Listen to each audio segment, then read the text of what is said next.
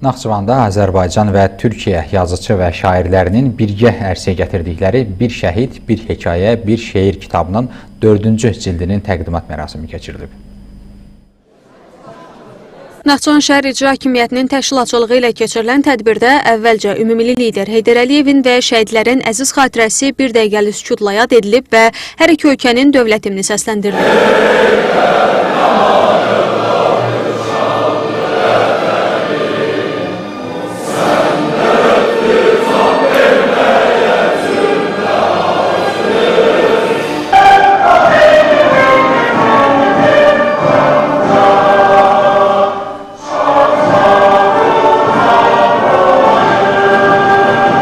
Tədbirdə Türkiyə Respublikasının Azərbaycandakı səfirliyinin əməkdaşları, mədəniyyət və incəsənət xadimləri, ziyalılar, şəhid ailələri və ictimaiyyət nümayəndələri iştirak ediblər.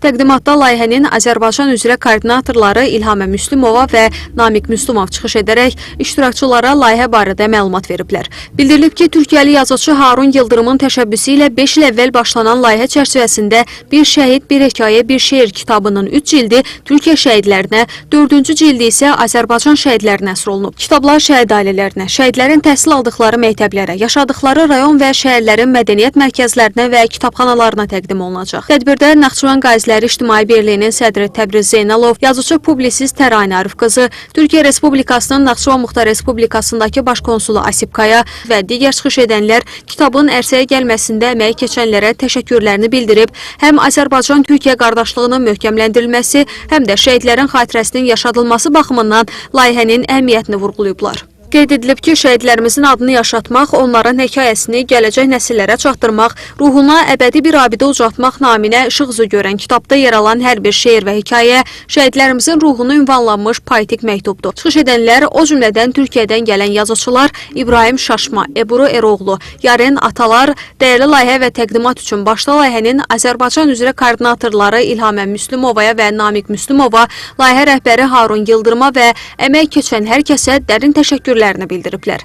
Tədbirdə şagirdlər və Naxçıvan Hərbi Kollecinin kursantları vətənpərvərlik motivli şeirlər səsləndiriblər. Sonda tədbir iştirakçılarına Bir şəhid, bir hekayə, bir şeir kitabının 4-cü cildi təqdim edilib. Bir şəhid, bir hekayə, bir şeir kitabımızın 2-ci təqdimatı Naxçıvanda baş tutdu. Möhtəşəm, gerçəkdən çox gözəl bir təqdimat idi.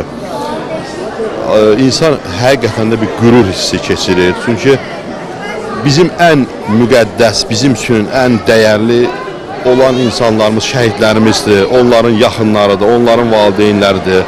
Biz burada bu təqdimatda gördük ki, şəhid valideynləri nə qədər sevinir, nə qədər qürurlanır. Onların ağrı acısı biraz həfifliyir də, yəni bu bizi həqiqətən çox sevindirir. O kadar duygulu, gururlu ve mutluyum ki, inanın bana ne diyeceğimi bilmiyorum. Ama Allah Türkiye yar olsun. Rabbim Türk'ü korusun ve Karabağ Azerbaycan'dır.